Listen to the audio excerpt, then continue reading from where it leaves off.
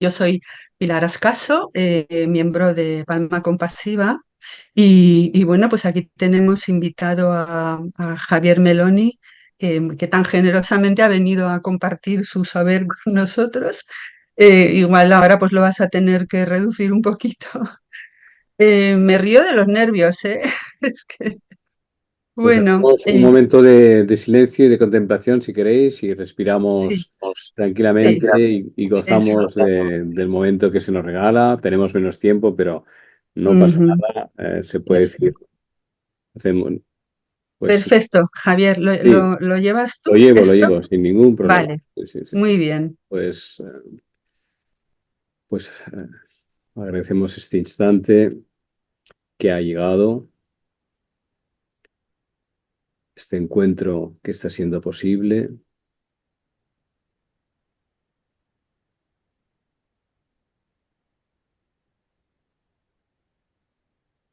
El misterio de estas pantallas que nos permiten acercarnos mucho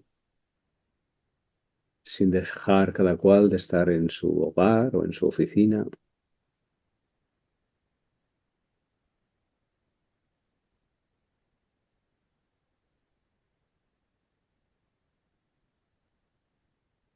Agradecemos el prodigio de la técnica que nos permite ahora estar conectados. No sabemos cómo, por qué cables, por qué conexiones, por qué antenas que atraviesan el mar y las nubes y nos permiten encontrarnos como seres humanos y como hermanos y como hermanas, ahora mismo.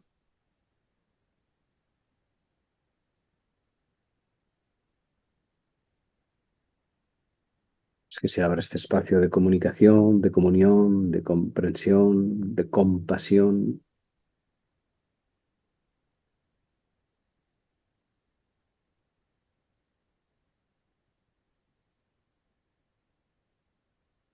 para el bien de Palma Compasiva, para el bien del mundo, para el bien de nosotros mismos, de nosotras mismas, porque todo es uno.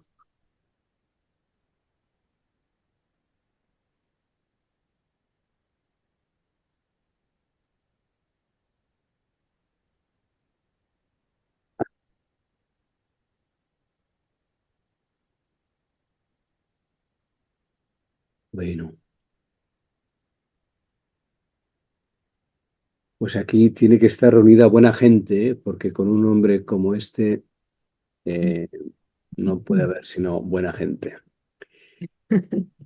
¿Me permites, Javier, que te presente dos Sí, no, no minutitos mucho, también? pero te No. permito, ¿no? Para no perder demasiado tiempo. Sí, sí, sí. Bueno, Javier, para los que no le conocéis, es jesuita, doctor en teología y licenciado en antropología cultural, es miembro de Cristianismo y Justicia y está especializado en espiritualidad ignaciana, en diálogo interreligioso y mística comparada. Desde hace 25 años vive en una cueva, pero no es una cueva cualquiera, es la cueva de San Ignacio en Manresa. De allí acompaña y reflexiona sobre las diversas manifestaciones de la experiencia de Dios. Además es autor de múltiples publicaciones. En relación a tu obra, Javier, permíteme un momentito que cuente que vi un vídeo de una ponencia tuya en la que hablabas de un libro titulado De aquí a aquí. Y es una frase que me llamó mucho la atención, porque yo, que soy meditadora de largo recorrido, pues no la había oído nunca antes, ¿no? Me pareció tan bonita, tan preciosa, y el sencillo mensaje de esta frase me resonó profunda, ¿no? Y directamente, pero lo que más me encantó era cómo lo explicabas en esa ponencia, esa poesía y la musicalidad que le ponías a lo que decías, metafóricamente hablando. Y bueno, ya está. Muchísimas gracias por estar aquí y ya te dejo el tiempo para ti. Bueno, gracias, ¿no? Gracias a la invitación, gracias a la acción que estáis haciendo. Solo el nombre ya tiene una grandísima belleza, ¿no? Aunque sea en la pretensión o en el deseo, ¿no? De hacer las ciudades dar compasión, o sea, vivir la compasión en un lugares tan inhóspitos como son desgraciadamente nuestras ciudades, cuando por otro lado podrían ser, y lo son en algunos casos, en algunos momentos, en algunas vecindades, pues lugares tan humanos también, ¿no? Porque al fin y al cabo es donde está la mayoría de la humanidad hoy por hoy. Bueno, aclarar que la cueva en la que vivo, pues ya veis qué cueva es, ¿no? Llena de libros, o sea, no es una, es un centro de espiritualidad, ¿eh? Que contiene, que custodia una cueva. Ojalá viviera de verdad en una cueva, pero ya veis la cueva que es. Bueno, digo, para no idealizar las cosas y no me imaginéis ahí vestido de saco y durmiendo en el suelo, porque alguna vez lo hago, pero no es mi espacio habitual. Bueno, dicho esto, vamos a centrar el tema. Bueno, pues es cuando pusisteis ¿no? Me dejasteis abierta la temática, pues me pareció que en un momento en el que estamos, pues había que poder mirar y, sinceramente, ¿no? Lo que está pasando, ¿no?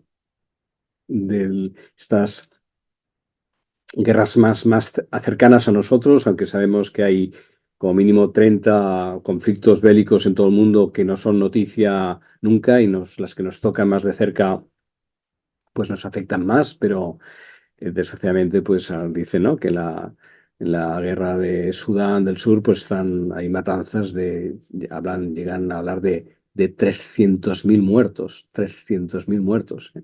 Y lo que está sucediendo ahora en Palestina, bueno, también es infame y terrible, pero digamos el número pues es mucho menor. Aunque es verdad que la historia que hay detrás de Israel y Palestina, pues tiene una fuerza simbólica, ¿no? Que nos choca mucho más también porque está en nuestras mismas aguas, ¿no? Y bueno, en fin, y Ucrania, en fin, sea lo que sea, además no hablamos solo de la violencia de las guerras eh, entre naciones, sino hablamos de todas esas otras guerras, ¿no? Que hay en nuestro interior, que hay en nuestras relaciones de pareja, familiares, vecinales, en fin, todo eso que conocemos bien porque somos seres humanos y no estamos exentos de eso, ¿no? Y sin embargo, hay salida, ¿eh? Hay esperanza, ¿eh? No estamos condenados a la repetición, ¿no? Y yo creo que uno de los seres más puros que ha habitado el planeta en muchos siglos, me parece a mí, así fue Mahatma Gandhi en el siglo pasado en la India. Hay muchas personas humildes y silenciosas que pueden tener la misma alma pura, ¿no? Pero en cuanto pues a compromiso político y impacto que tuvo, pues podemos decir que sí, que fue alguien excepcional, ¿no? Que hizo de la no violencia pues un programa político que además fue eficaz, ¿no? Que no podemos decir que fuera un iluso, ¿no?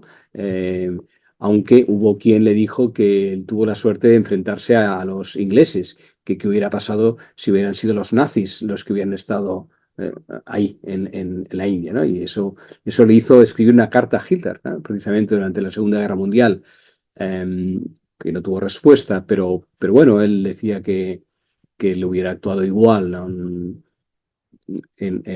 hubiera sido un adversario mucho más duro, ¿no? Vamos a ver, ¿por qué hablamos de no violencia y no de paz, ¿no? Podríamos decir la paz, bueno, la revolución de la paz. ¿Eh? Bien, pues quizás porque la no violencia tiene un elemento intrínseco de compromiso por la paz, ¿eh? Que no tiene simplemente la palabra paz. La palabra paz evoca muchas cosas, evidentemente también incluye el compromiso, pero cuando hablamos de la no violencia, claramente estamos apelando ahí por toda esa historia que estamos diciendo, por todos los movimientos que luego han suscitado en Luther King, Mandela, etcétera, etcétera. Tiene una dimensión política y una dimensión social que a lo mejor la paz como tal no la tiene tan explícitamente, ¿no? Por tanto, cuando hablamos de no violencia, estamos hablando explícitamente por el compromiso por una paz. Por una paz, por otro lado, una integral, porque incluye la paz interior, todo el proceso de escucha. Hay, quizás hay algún ordenador que resuena. Bueno, ya no, sigamos. Eh, es una paz integral donde tan importante es la pacificación interior y la conciencia de los conflictos que uno puede tener dentro, como la acción social y política que esa paz ha de tener también en una repercusión en la comunidad y a todos los niveles, ¿no? Y también es una paz cósmica, ¿eh? Porque incluye los animales, la naturaleza, ¿eh? Por lo tanto, es una paz integral, insistiendo en este aspecto del compromiso, ¿no? Y vamos a ver de qué manera y de qué modo, ¿no? Bueno, la palabra no violencia es una traducción literal del sánscrito ahisma, ¿eh? Ahisma. ¿Eh? A es una privativa y isma significa violencia, herida, ataque, ¿eh? Por lo tanto, es una afirmación en negativo, una voluntad de no atacar, de no herir, de no agredir. Y en ese no hay un movimiento, una acción de contención de un impulso que está en el ser humano y en los seres vivientes, porque también los animales se atacan entre ellos, y en fin, por lo tanto es algo es una dimensión que está en la vida, que está incluso para sobrevivir, pero a la cual hay que darle una vuelta, ¿eh? Hay que darle un giro, ¿no? Bueno, hay algo muy radical en la condición de existentes, ¿no? Cada vez, o sea, sin querer, vivimos a costa de otros seres. Cuando comemos, si comemos animales, si comemos carne, estamos comiendo vidas que dejan de tener vida para darnos vida. Incluso si comemos vegetales, una lechuga, cualquier elemento que comamos, eh, está muriendo en nosotros para darnos a nosotros vida, ¿eh? Por lo tanto, la radicalidad de la no violencia no se puede llevar hasta el final, porque en el mundo en el que vivimos hay esa condición, digamos, ¿no? Pero aquí el giro que se da está en que en lugar de uno quitar la vida a otra forma de vida para yo tener vida, la no violencia lo que hace es un giro sacrificial. Uno se ofrece para que otros tengan vida, incluso a costa de la propia vida. Dirá Gandhi que hay que tener más coraje para morir que para matar. Ese giro es la clave de la no violencia.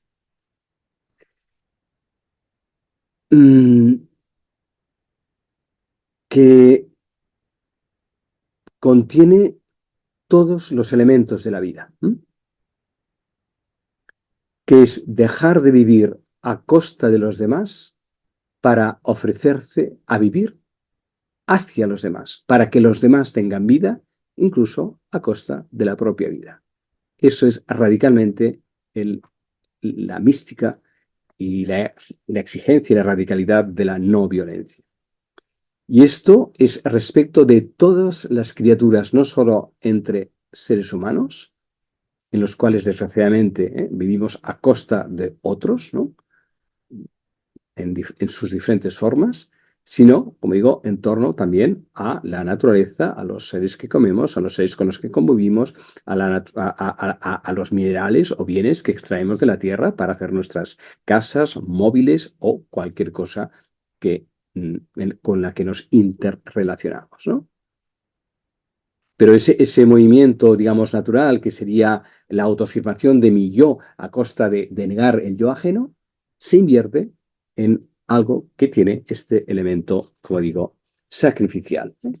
Que es contenerme para que lo otro tenga vida, incluso a costa de mi propia privación, que puede llegar incluso a mi propia muerte, ¿eh? Escribe Gandhi. La ahimsa o no violencia, por supuesto, implica no matar, pero la no violencia no se refiere únicamente a no matar, sino que ahimsa implica una abstinencia absoluta de causar cualquier dolor físico o emocional a cualquier ser vivo, bien sea de pensamiento, de palabra o de obra. La no violencia requiere una mente, una boca y unas manos pacíficas.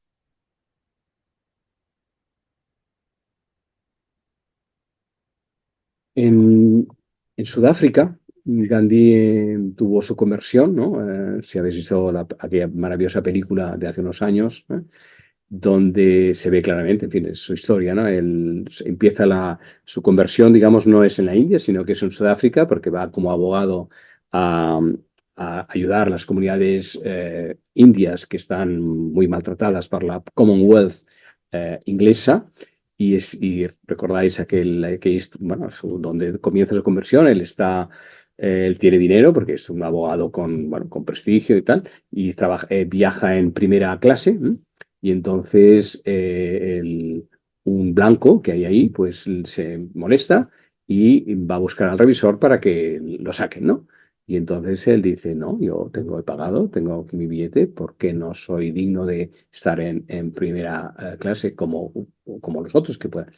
Y entonces se resiste, lo cogen y en la primera estación lo lanzan a la estación a medianoche en medio de de un lugar muy inhóspito, ¿no? Y aquella noche él siente, o me someto a esta ley o lucho contra ella. Y aquella noche es la noche de su conversión, es decir, no, yo no puedo admitir que, no por mí, sino por mi gente y por lo que significa de humillación a cualquier grupo que sea marginado, el que no tenga no puedan estar en el mismo lugar en este caso, que los blancos, ¿no? Bueno, y ahí comienza su transformación, ¿no? Eso se irá radicalizando, él llegará a hacer una comunidad, que es un ashram. El ashram es como una especie entre comunidad, poblado, monasterio, pero monasterio laico, es una palabra muy bella que dice muchas cosas. Si habéis estado en la India o conocéis un poco lo indio, pues la palabra ashram contiene muchos elementos, ¿no? Bueno, pues él funda bueno, crea un poblado, digamos, ¿no? Que viven según los principios de los satyahari, los satyagrahi, perdón, o el movimiento satyagraha, y los que lo practican o los que se implican son los satyagrahis, hacían 11 votos. El primero de los cuales era vivir en verdad. Satyagrahi significa un esfuerzo por vivir en verdad, por vivir siempre en la verdad. Eh, un esfuerzo que produce gracia, que produce energía, que produce dinamismo. Es un compromiso que fortalece, digamos, ¿no? Los comprometidos o buscadores, otra traducción que se hace, pero quizás lo de comprometidos, comprometidos y buscadores, porque esa verdad hay que indagarla en cada momento, esa verdad hay que hacerla con nuestras vidas, ¿no? Bueno, ese es el primer voto. Y el segundo voto era el de la no violencia, con respecto a todos los seres, como hemos leído. Bueno, hasta tal punto se esforzaban en ser no violentos, que tanto en el Ashram de Sudáfrica como luego el de la India, cuando 19 años más tarde él va a la India y ya llega como un líder conocido y allá acabará la obra, digamos, de la independencia y de la dignidad india, y no solo india, sino de todos los demás minorías explotadas o oprimidas, o etcétera. De tal manera afinaba de lo que se trataba esto de la no violencia, que en el ashram de Gandhi, los satyagrahis velaban porque ni siquiera sus pensamientos pudieran ofender a sus adversarios. ¡Wow! Ni siquiera sus pensamientos pudieran ser ofensivos a quienes en ese caso eran los ingleses, ¿no? Bueno. Y dice, la no violencia no es una prenda que uno pueda ponerse o sacarse a voluntad, sino que se asienta en el corazón y debe ser una parte inseparable del propio ser. Es un modo de vivir, un modo de estar, un modo de comportarse. Como digo, integral. Bueno, esta actitud que abraza la totalidad de la existencia y que es un modo de ser y de estar y un modo de relacionarse, es un principio activo, no es un principio pasivo. todo caso, se dirá que es una resistencia, la resistencia no violenta. La no violencia no significa pasividad, ¿eh? Es otra forma de actividad, ¿eh? Pero pasa que es una actividad no violenta, es una resistencia, ¿eh? No violenta, pero hay actividad en la resistencia. Resistir es una forma de actividad, ¿no? Y dice así, el primer principio de la acción no violenta es la no cooperación con todo aquello que sea humillante para otros o para uno mismo. La no cooperación con todo aquello que sea humillante. Uno no quiere ser cómplice de aquello que esté humillando a otro ser humano. Puede ser, normalmente empezamos por nosotros mismos, como le pasó a él, ¿no? Que como indio se sintió esa humillación y entonces pues quiso no cooperar con eso, pero luego va más allá de lo que me afecta a mí, es por los demás también, ¿no? Porque al final, como decíamos, todos somos todos, pero bueno, eso no es una idea bonita, sino que eso hay que realizarlo en verdad, ¿no? Pero digamos que la sensibilidad espiritual crece cuando uno se siente afectado, tan afectado por lo que le sucede a otros como si me sucediera a mí, digamos, ¿no? Lo que pasa es que vamos por círculos concéntricos, y normalmente suelo ser yo, luego es mi familia, luego es mi gente, mi grupo. Ese grupo puede ser étnico o puede ser lingüístico, o puede ser religioso, o puede ser de género, o lo que fuere, ¿no? Ese grupo va creciendo, pero a medida que va creciendo el grupo, al final es toda la humanidad la que está implicada, ¿no? Y lo que le daña a otro es lo que me daña a mí, aunque esa sensibilidad por lo que puedo sentir humillante no deja de estar más o menos autorreferida, o al menos a partir de lo que uno conoce, porque lo que desconocemos nos es más difícil. Pero entendemos que lo que estamos hablando es de llegar a una causa universal, que no sea solo para mí o para mi gente, para mi grupo, ¿no? Sino que esa sensibilidad por lo que es humillante lo sea en tantas cosas, ¿no? Como entiendo que es palma compasiva, ¿no? En las diferentes formas, donde se da ese dolor y uno coopera, uno se entrega, uno se sacrifica, como decíamos, para que eso deje de ser, ¿no? Deje de ser. Dice también Gandhi, una, tiene que mantener y defender sus convicciones. En una época de conflagración, la inacción es inexcusable. En una época de marginación, en una época de exclusión, una época de injusticias, una época de, en fin, todas las épocas han sido así, ¿no? Pero bueno, hay momentos en que parece que estemos más despiertos o que las cosas se han puesto más al límite, donde la no acción es inexcusable, ¿no? La cosa es discernir qué acción y cómo hacer esa acción, ¿no? Y aquí es donde dirá esto, ¿no? En la no violencia, la valentía consiste en morir, no en matar. Y sabemos que hay muchas maneras de matar al otro. No, no necesariamente, evidentemente, es un acto físico, sino que cuando despreciamos, cuando ignoramos, cuando marginamos, de algún modo estamos matando. Y eso ya lo dijo Jesús, ¿no? Yo no solo os digo que no matéis, sino que cada vez que habláis mal de la otra persona o la estáis despreciando, la estáis matando. Jesús es una expresión perfecta de la no violencia, ¿no? Bueno, y ahí entramos de hecho, a Gandhi le impresionó mucho prácticamente el sermón de las bienaventuranzas, el del cristianismo. El cristianismo que él conoció en la India no le impactó mucho, más bien al contrario, más bien estaba representada por los ingleses y por lo tanto no es algo que él explica de pequeño, que cuando su primer contacto con el cristianismo, bueno, de hecho hasta que fue a Inglaterra, porque él tenía dinero en la familia para pagarle y estuvo 3 años, no sé si llegó a ser 3 años en Inglaterra, pero antes de ir a Inglaterra, el conocimiento que él tuvo del cristianismo, y dice, todo lo que sabía yo del cristianismo antes de salir de mi pueblo, digamos, es que hubo un vecino nuestro que se convirtió al cristianismo y en que se notó, pues que se empezó a vestir de inglés, en lugar de vestir como hindú, se vistió de inglés, o sea, de occidental, iba a unas celebraciones y empezó a beber vino y pan, ¿no? Bueno, eso, bueno, o sea, quiero decir, que no tiene ningún impacto y sin embargo cuando conoce las palabras de Jesús, sobre todo en torno a las bienaventuranzas y lo que se llama el Sermón de la Montaña, eso le impacta, ¿no? Bueno, Jesús tiene esas expresiones tan conocidas, pero tan difícilmente practicables, ¿no? Se os ha dicho ojo por ojo, diente por diente, pues yo os digo, cuando os abofeteen en una mejilla, dad la otra mejilla. Cuando os hagan caminar una milla, caminad 2 millas. Cuando os pidan un manto, dar 2 mantos, ¿no? ¿Qué significa ese giro, no?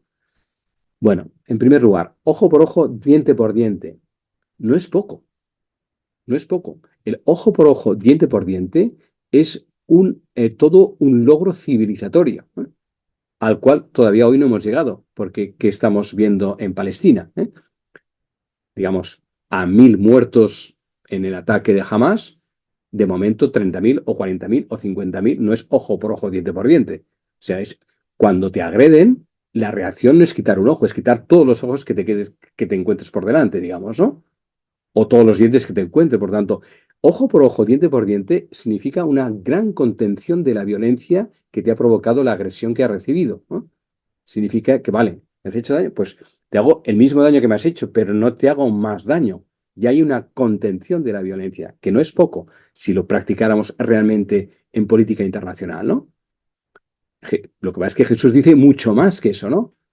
Dice, si te abofetean, da la otra mejilla. ¿Qué significa? ¿Por qué dar la otra mejilla resulta ser un acto salvífico y no un acto de sumisión? Porque para nada, ni Jesús, ni Gandhi, ni todo el movimiento de la violencia está haciendo un elogio del abuso del agresor, evidentemente, no está legitimando al victimario, por supuesto, ¿no? Sino que está intentando hacer un giro. Cuando una persona abofetea a otra, ¿qué le está sucediendo?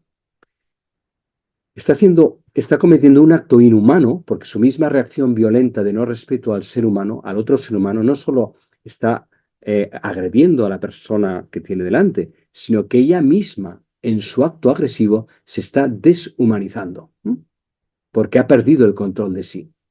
Cuando esa persona que recibe, la víctima, que recibe el bofetón, la mira, es capaz de mirarle y darle a otra mejilla, le está retornando la capacidad de ser humano de nuevo. Le está conteniendo, ayudándole a que se dé cuenta de que ese bofetón ha sido un descontrol y que al darle la otra cara, porque ya ha descargado la primera violencia, le da la oportunidad de mirarse a sí mismo y de pacificarse y de detener el segundo bofetón. No es poco esto, ¿no?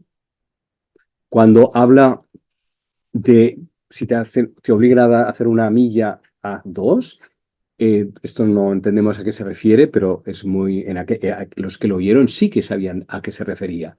Los romanos, una de las formas que tenían de humillar a los pueblos que sometían, y Palestina era un pueblo sometido, era las tropas romanas cargaban cada legionario con 50 kilos encima de las armas, en fin, de todo lo que habían de llevar de su intendencia, ¿eh?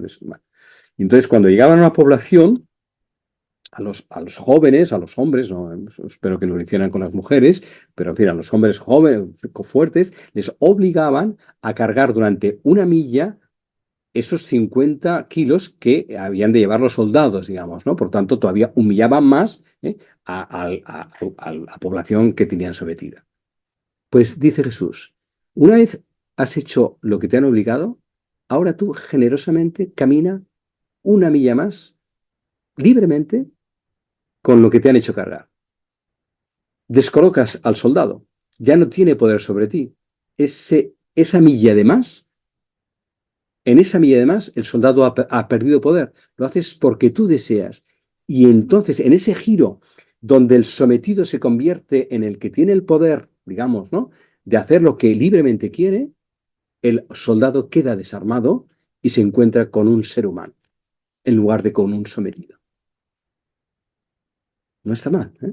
No está mal. Además tienen una milla para caminar y para mirarse y para escucharse y para quizás al final poderse abrazar, ¿no?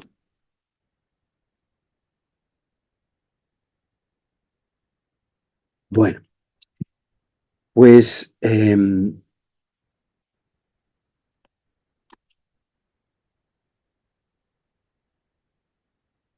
¿cómo eso, por lo tanto, a dónde voy es, la acción no violenta es una acción muy creativa, porque cambia los roles. Aquello que parece que esté destinado a perpetuarse por la fuerza sacrificial, pero que veis que es un sacrificio portador de vida, no portador de muerte, gira el movimiento y lo convierte en una capacidad de una nueva relación donde ambas personas se encuentran en un lugar, eh, digamos, superior, ¿no? Eh, Dice algo muy extraordinario en relación a esto, dice Gandhi. Para un satyagrahi, para esta persona comprometida en el camino de la no violencia, pero que es, como veis, un compromiso integral, para un satyagrahi, su cuerpo está muerto incluso antes de que su enemigo intente matarle. Está totalmente desprendido de su cuerpo y solo vive en la victoria de su alma. Por eso, cuando ya está muerto de esta forma, ¿por qué debería matar a nadie? Morir en el acto de matar es esencialmente morir derrotado.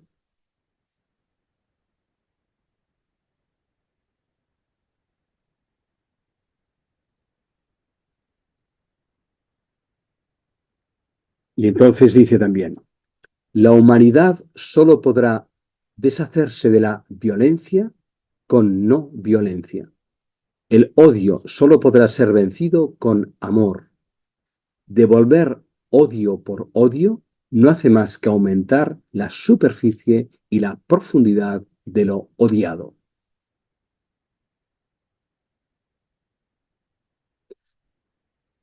Pero lo que es heroico, ¿no?, del comprometido, la comprometida con la no violencia, es que ese odio de alguna manera lo absorbe hacia sí, ¿no? Lo contiene a costa de absorberlo, de hacerlo suyo y de transformarlo en amor. Esa mutación, esa transmutación de la energía violenta en energía amorosa, es ese acto sacrificial portador de vida, aun a costa de que a mí me provoque la muerte o la herida o la que sea. Eso solo es posible si uno está conectado con la fuente de la vida. Eso solo es posible si una persona está profundamente conectada con, con la vida infinita, que es la vida de Dios en lenguaje teísta, o como quiera que vosotros nombréis al inefable. Eh,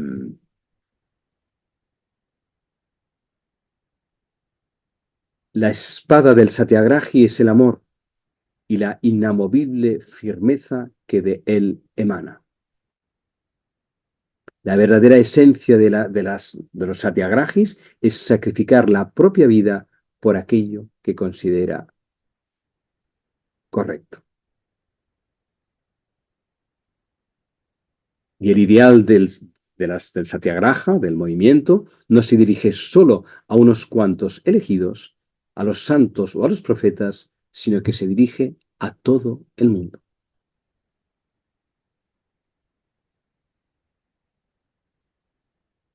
Todo esto hay que volverlo a rescatar, ¿eh?, en un tiempo en el que nos parece imposible, ¿eh?, que esto pueda ser. ¿Cómo vamos a competir contra los misiles? ¿O cómo vamos a competir con, con lo que nos parece un loco? Pero cuando yo digo un loco, que podemos estar pensando en Putin o quien fuere, solo al decirle un loco ya lo estoy insultando. Y al estar insultándolo ya estoy faltando al principio de la no violencia.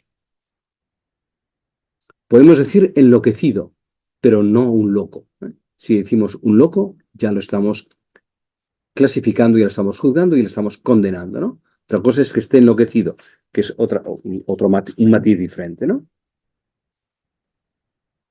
Dice así Gandhi, la no violencia en ningún caso conoce ni acepta la derrota.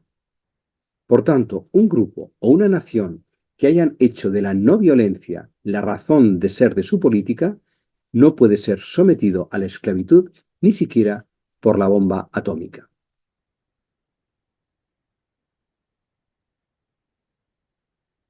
O por la amenaza nuclear, que es como ahora lo diríamos.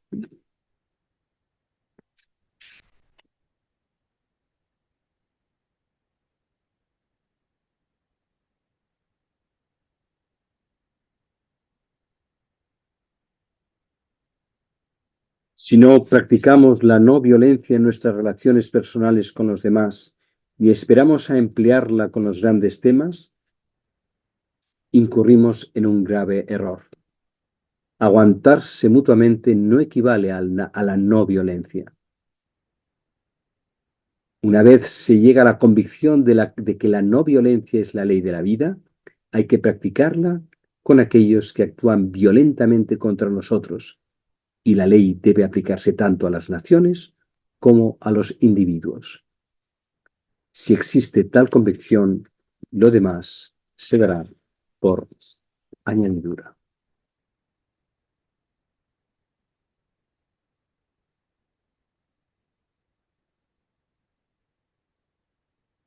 Y todavía otro texto.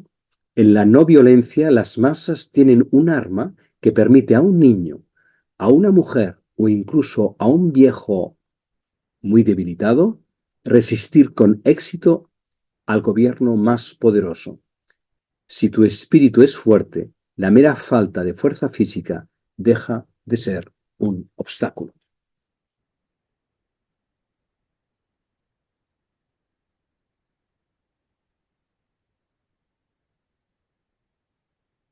Bueno,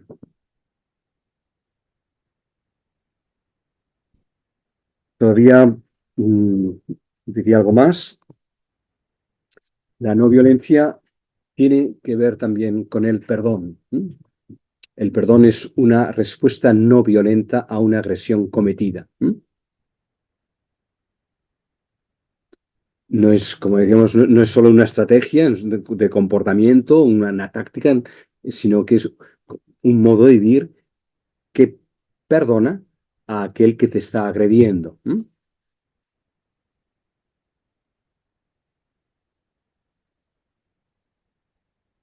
Y el perdón es el privilegio de las víctimas. Solo la víctima puede perdonar. El agresor está a merced del perdón de que le concede a la víctima. Es el privilegio de la víctima. Y al mismo tiempo es también la liberación de la víctima, tanto como del victimario. Porque cuando no perdonamos, hemos quedado secuestrados en aquella agresión que se nos hizo. Y esa agresión no solo entonces tuvo la fuerza de cuando se cometió, sino que permanentemente he quedado atrapado en la agresión que se me produjo.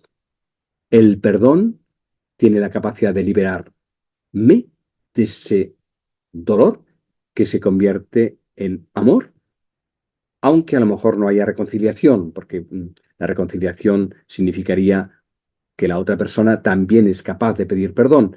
Pero aunque el agresor no sea capaz o no haya la oportunidad, o porque ha muerto, o porque ya no está, o porque esa persona está todavía tan enredada en su locura que es incapaz de darse cuenta de lo que ha cometido y por lo tanto no viene, no, esa persona no puede llegar a pedir perdón, en el sentido no hay reconciliación, sí que está en manos de la víctima el poder perdonar. Y ese es su privilegio y al mismo tiempo es su liberación. Lo que pasa es que eso requiere un tiempo, requiere de un tiempo. Perdonar es dar sin medida. Perdonare el per es un prefijo de completud y donare es dar, ¿no? Perdonar es dar sin medida. Una cosa perfecta es una cosa facta, perfecta, hecha en plenitud completamente. Perseguir algo es seguir algo hasta el final. Pues perdonar es dar sin medida, sin abundancia. Y por eso en la tradición cristiana, ¿no?, y bíblica, creemos que solo Dios puede perdonar, pero no porque Dios tenga un poder que nosotros o un privilegio que nosotros no tengamos, sino porque Dios es amor, ¿no? Y por lo tanto es perdón, es capacidad infinita de volver a comenzar, ¿eh? Perdonar es volver a empezar de nuevo, confiar de nuevo en esa otra persona, ¿eh? Por lo tanto, el perdón solo puede venir de esa fuente infinita que es amor, digamos, ¿no? En nosotros, los seres humanos, necesitamos amar para ser amados y nuestro perdón, bueno, Pedro le pedirá a Jesús, le dirá, ¿y cuántas veces hemos de perdonar? 7 veces, que ya le parece mucho, y Jesús se lo queda mirando y dice, Pedro, ¿cómo 7 veces? 70 veces 7. Y eso no es una multiplicación que cuando ya has llegado al 70 veces 7 ya has acabado de perdonar, ¿no? Es la completud total, es la sobreabundancia. No hay límite para el perdón. No hay límite para confiar en que esa persona o la relación con esa persona sin ingenuidad, con inocencia, pero sin ingenuidad, eh, pueda mirarla de nuevo, digamos, ¿no? La diferencia entre el inocente y el ingenuo, es muy importante, porque la persona ingenua sería la persona un poco ilusa o infantil que no sabe que hay una dimensión oscura en nosotros, ¿no? Y que hay que ser también precavido, ¿eh? El ingenuo es una persona peligrosa para sí misma o incluso para los demás, porque no sabe ver la sombra y la sombra está, ¿eh? Hay que contar con que es diferente del inocente. El inocente sabe que hay sombra, sabe que puede ser agredido, pero tiene la firme determinación de no herir a pesar de que pueda ser herido. Inocente viene de in nocet, ¿eh? El que no va a dañar a nadie, al otro, que antes se dejará dañar que dañará, ¿eh? El que tiene la determinación de no dañar, in nocet, el que no daña, significa la palabra, ¿eh? Pero sabe que puede haber daño, ¿eh?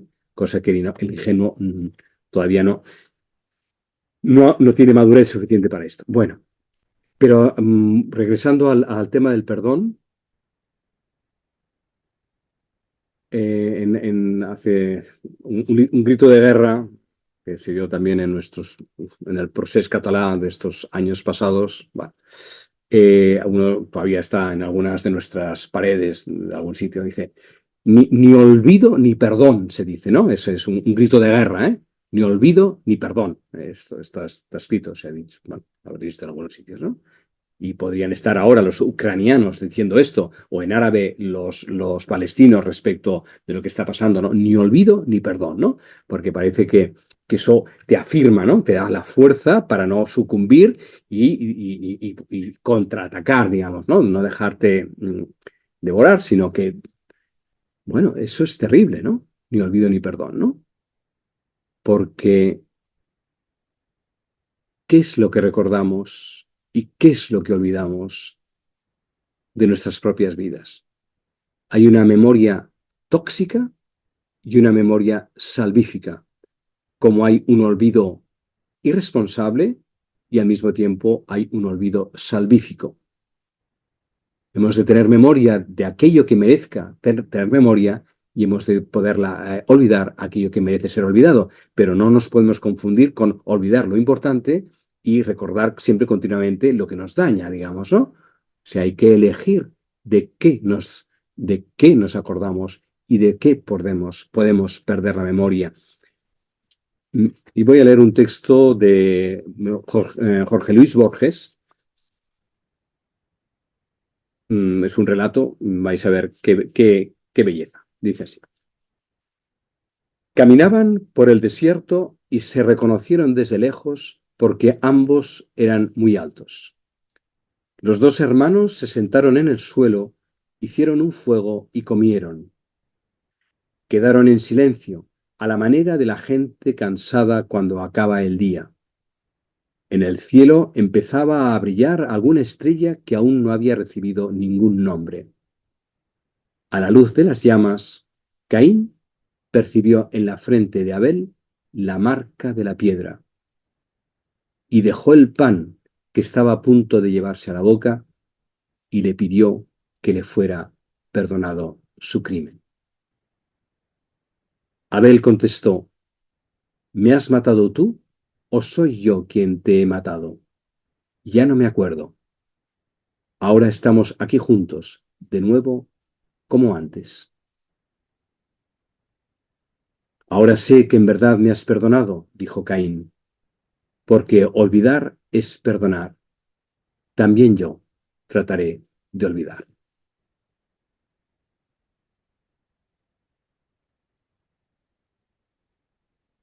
¿Qué es lo que olvidan? La agresión, pero no olvidan que son hermanos. Eso no lo han olvidado. Por lo tanto, en el perdón hay una memoria, pero hay la memoria de lo que da vida, no la memoria de lo que da muerte. Perdonar no es desmemoriarse, sino elegir aquello que dejo de tener en cuenta para recordar lo esencial, ¿no? Bueno, pues todo eso es lo que estaría implicado en esa revolución de la no violencia, que, como veis, es una acción de resistencia sin violencia, pero es una acción muy activa, creativa, inesperada, insólita, que gira el tópico y descubre vida o genera vida ahí donde parecería que hay la terrible repetición de la muerte, la terrible repetición de la mutua agresión, porque alguien tiene el coraje de parar esa energía, de llevarla hacia sí, pero con la fortaleza de transmutarla en una energía de amor. Eso solo es posible si uno está conectado con la fuente infinita que llamamos Dios, amor o sea la que sea la palabra que le pongamos, ¿no? Bueno, pues algo así, para que haya diálogo, resonancias, porque tenéis seguro vosotras, vuestra propia experiencia de cómo un acto no violento puede ser salvífico.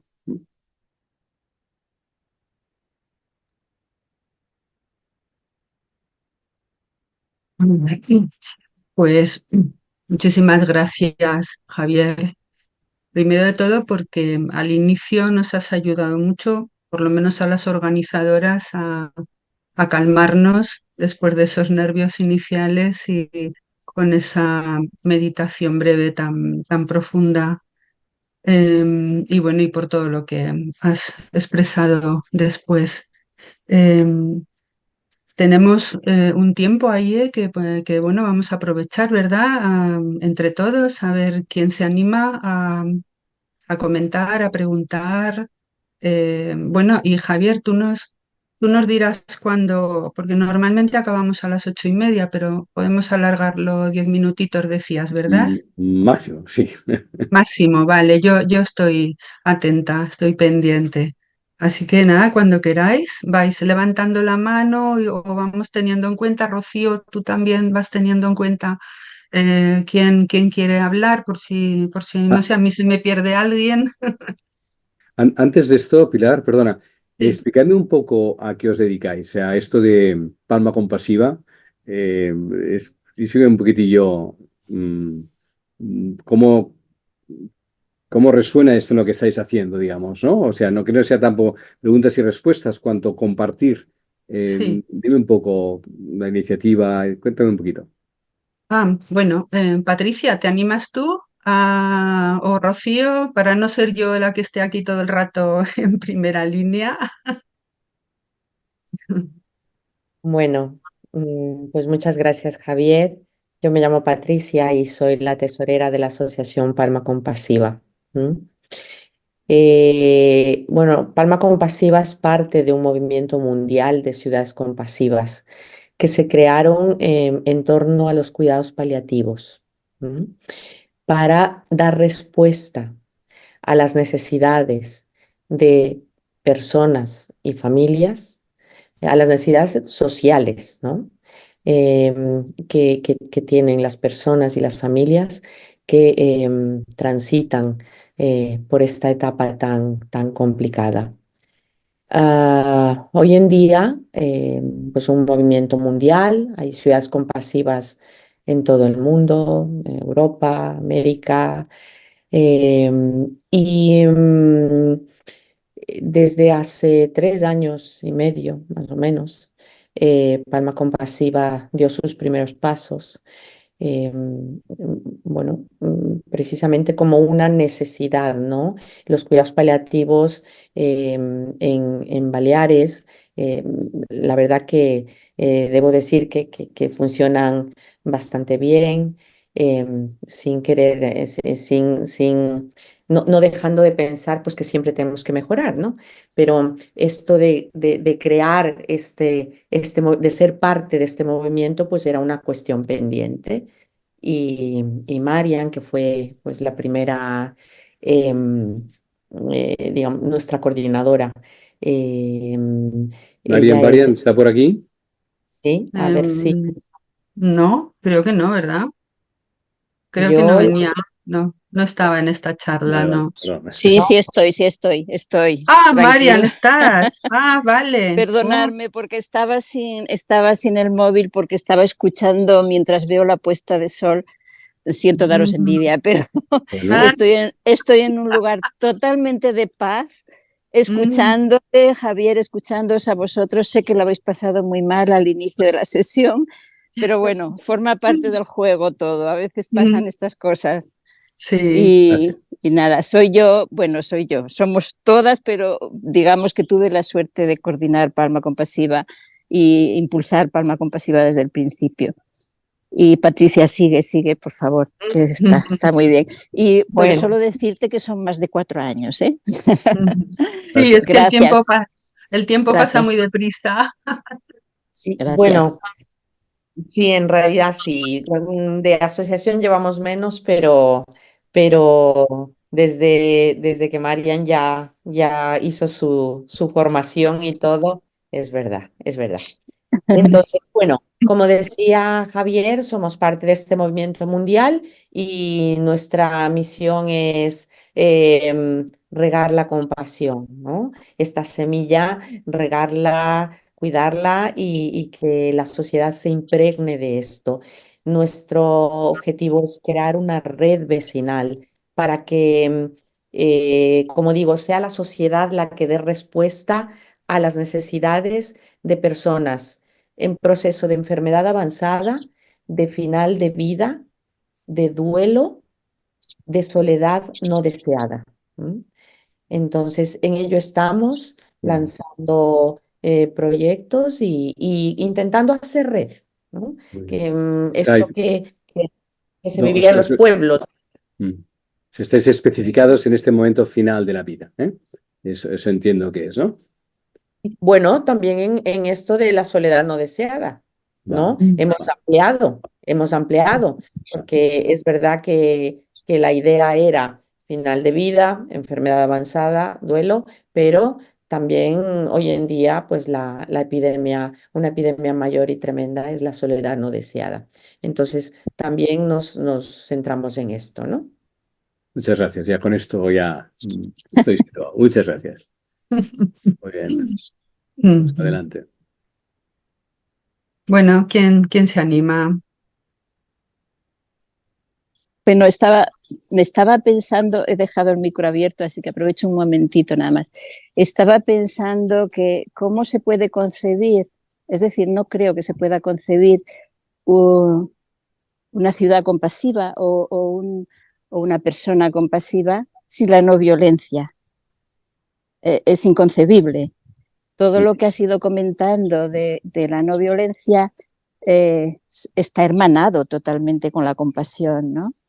Y, y es un bonito trabajo personal de cada uno de nosotros. Me ha gustado mucho lo que has dicho de hacerlo en lo cotidiano, en el día a día, con el vecino con el que no me llevo bien, con el amigo que me acabo de pelear, con el conductor no sé, del autobús, con todos los que nos encontramos, ¿no?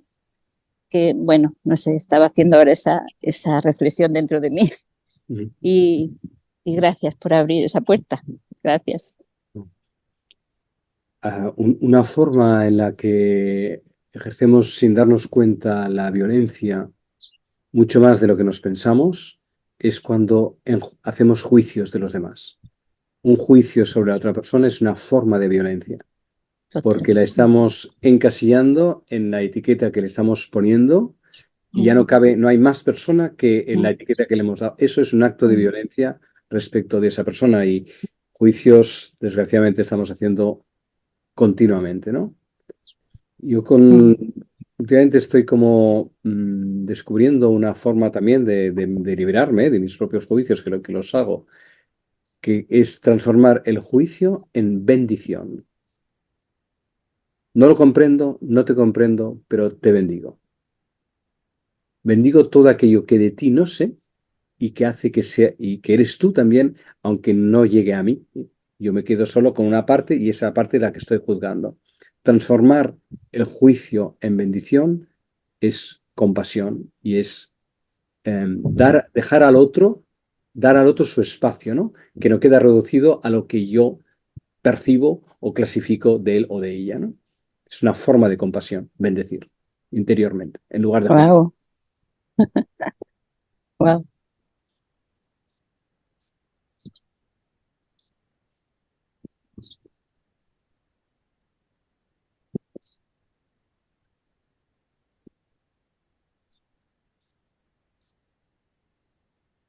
Patricia. Sí, Javier, bueno, a eh, ver, a mí agradecerte por todo esto que has compartido, ¿no? A mí me ha maravillado todo lo que has dicho porque yo también me preguntaba mm, cuando Pilar te invitó a compartir toda tu sabiduría y tus reflexiones con nosotros y tus conocimientos, pues me preguntaba de por qué el título no era pues dirigido a la paz, ¿no? ¿Por qué era tan largo de la no violencia, ¿no?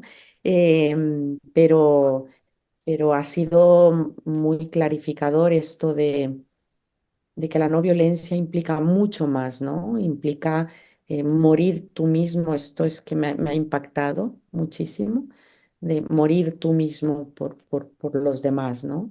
Esto es un plus súper grande, no es simplemente no agredir, porque eso sería un poco pasivo, hablo de alguna manera, ¿no? Pues un poco me cruzo de brazos y no ofendo, pero tampoco hago nada. ¿M? Entonces es como una actitud un poco pasiva, ¿no? Pero el hecho de optar por la no violencia es un plus mucho más grande, ¿no? Y obviamente ahora entiendo pues la grandeza, ¿no? Del maestro, de Jesús, ¿no? Su apuesta por la no violencia, ¿no? A tal punto de morir por los demás. Me ha gustado muchísimo. Muchas gracias. Gracias a ti, ¿no? Eh, el juicio de Dios al mundo en Jesús es: Padre, perdónales porque no saben lo que hacen. Ese es el juicio, el perdón. Y la respuesta a la agresión, que es la resurrección de las lanzas y clavos que le clavan, brota luz. Dios es por excelencia el no violento. Y eso es lo que nos salva.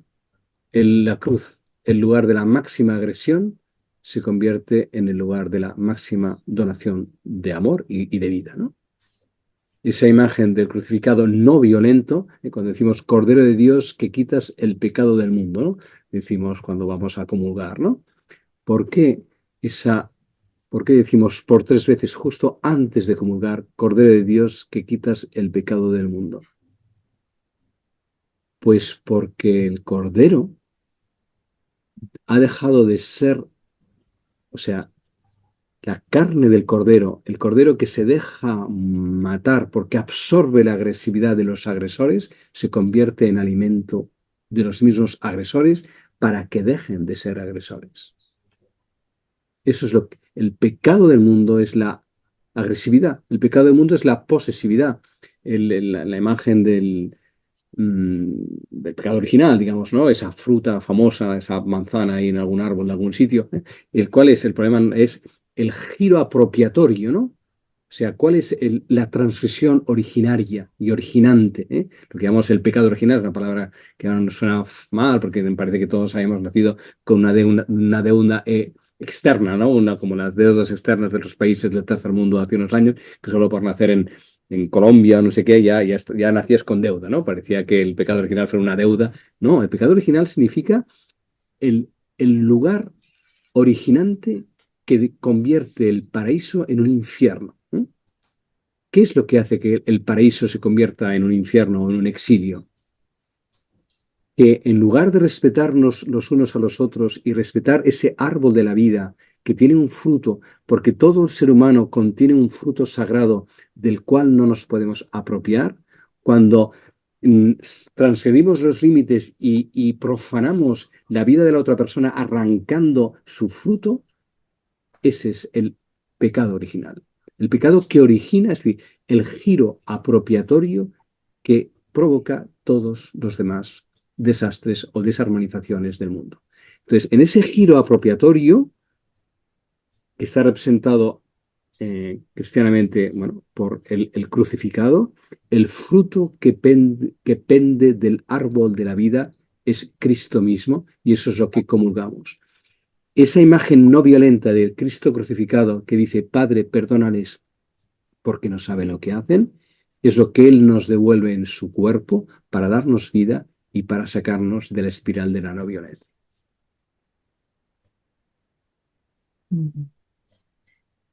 Emilio, habías levantado la mano, ¿verdad? Sí, muchas gracias, Javier, por la exposición. Yo tengo como dos dudas. Una que primero era escuchando estas palabras de Jesús de cuando alguien te da una bofetada, ponle la otra mejilla. Como tú comentabas, es como muy difícil, ¿no? No responder a una agresión con otra agresión, ¿no? Y un poco lo has explicado, pero a mí no me ha acabado de quedar claro cuál era el sentido de no solo no darle una bofetada a la otra persona, o sea, no devolverte, sino además plantarle la otra mejilla, que te pueda volver a pegar. Eso es lo que no me acaba de cuadrar. Y la otra es lo que acabas de mencionar en una de las reflexiones, de convertir ese juicio o ese pensamiento negativo sobre la otra persona, transformarlo en una bendición para que eso no sea un acto de violencia hacia él. Muchas gracias. Vamos a ver. Sí, claro, es posible que con dar una en la otra mejilla no baste. A lo mejor hay que darle la tercera, la cuarta, la quinta, la sexta, la séptima, la octava,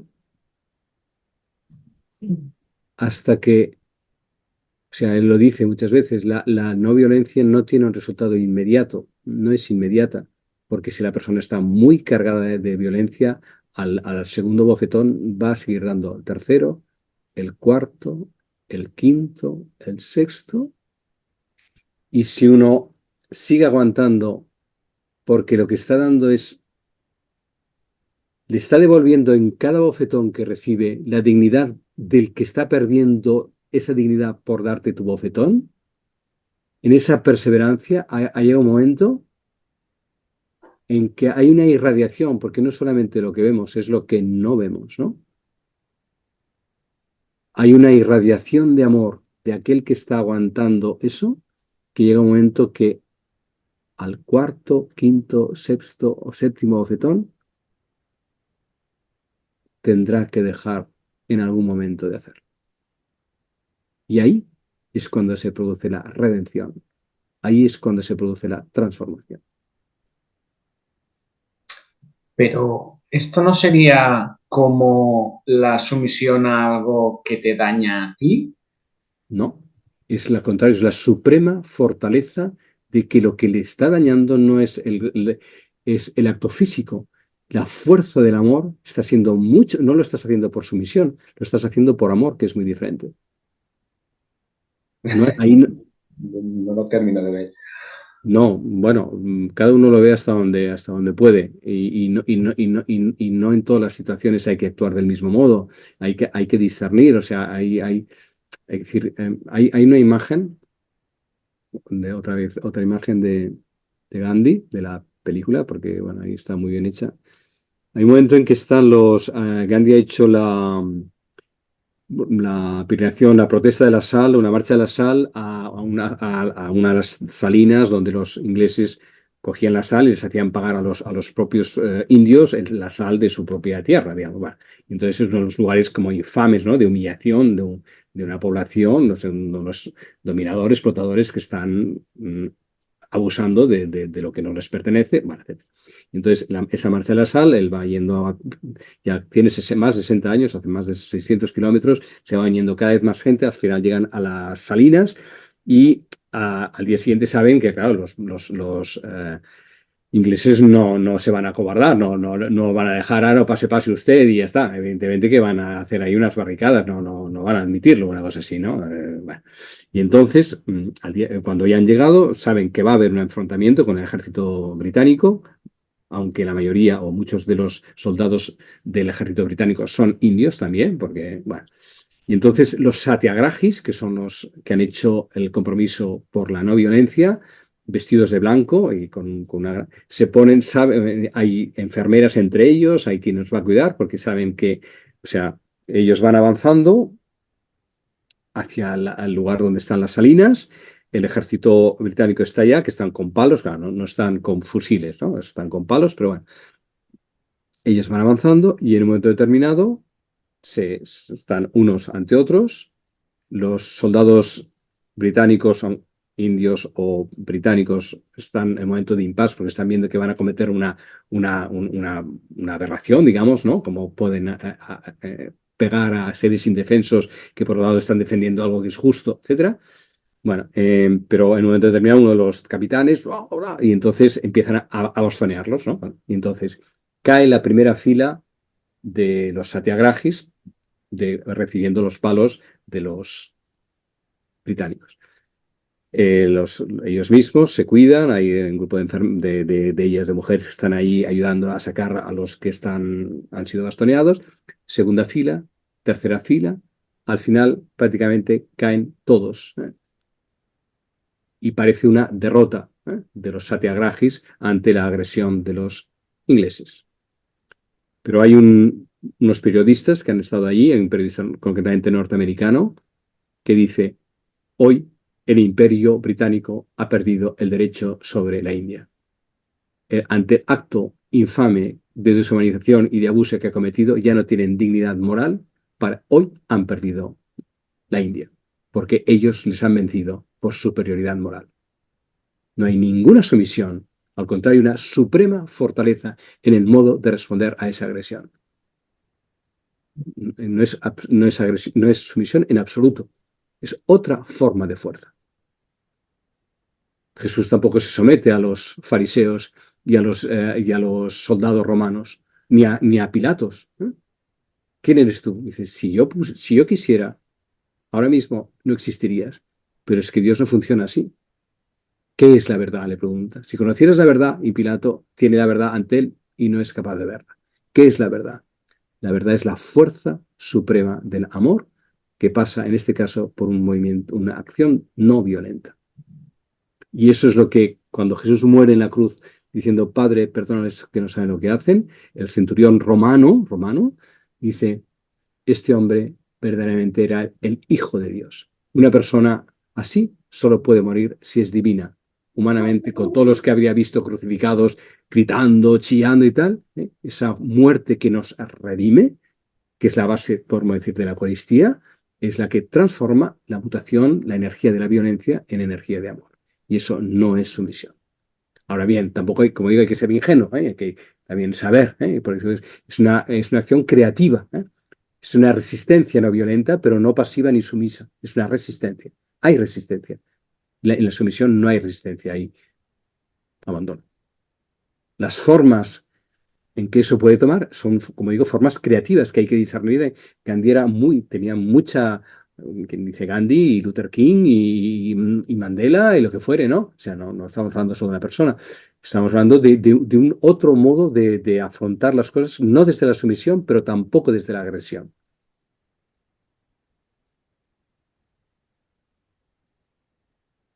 Bueno, A ver,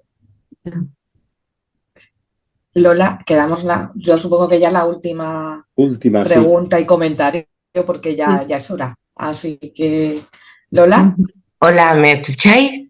sí, Te escuchamos, Perdonad porque pero tengo no te vemos. Sí, perdonad porque tengo, Javier, la cámara estropeada. Vale, no te preocupes. Javier, yo te quería hacer una pregunta que hace muchos años que me la hago, y es porque fue un día, yo medito hace más de 20 años y te conocí en el foro de Zaragoza con Enrique Martínez Lozano, tuve ese privilegio.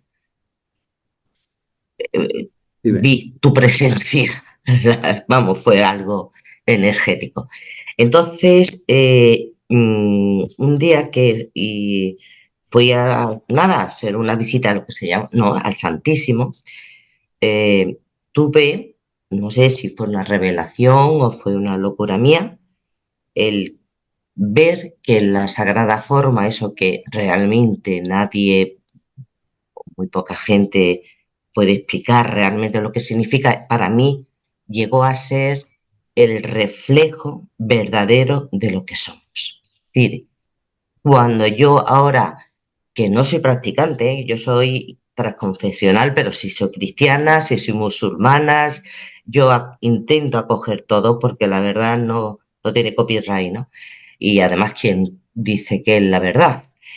Pero cuando yo voy y en la Sagrada Forma, que suelo meditar, ¿no?, en la iglesia, y yo lo único que le puedo decir, le digo una palabra que a mí me gusta mucho y que sé que tú conoces también muy bien, que es Namaste. Ahí me dejo guiar y digo, bueno, pues sé mi reflejo porque hay veces que me pierdo, otras veces menos.